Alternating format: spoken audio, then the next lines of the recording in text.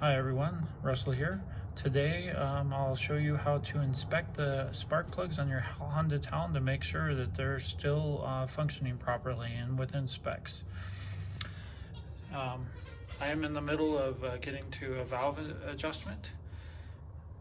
So that's the reason the air box is out. So if you're only going to inspect your spark plugs, you can do it from the side and not remove the air box here. So if you want to see how to remove the air box and adjust the adjust the valves, that'll be my next video. So right here I have the two spark plugs taken out. They are a 14 millimeter socket for those to remove them. Okay, so here's kind of the service manual. It'll show you where to slide the gauge up to, and then the specs here. So right here it says make sure that the 1 millimeter plug gauge does not insert between the gaps. So basically you're going to take the 1 millimeter and push it up to the side. If it fits in between there, the plugs are bad. If it doesn't, they're still good. So here's the gauge. So right here is the two spark plugs, and then I have one new one here just to do a comparison. So right here is the 1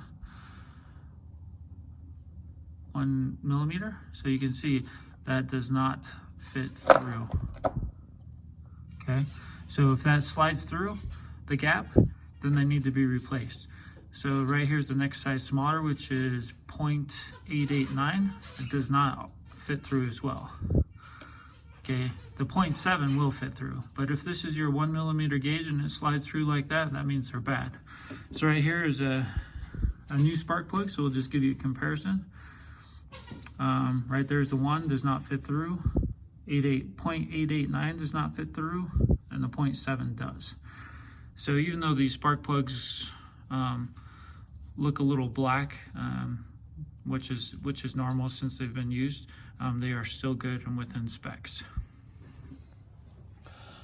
So here again is just a little information from the service manual. One other thing, so when you're tightening them down, 16 foot-pounds of torque to reinstall them.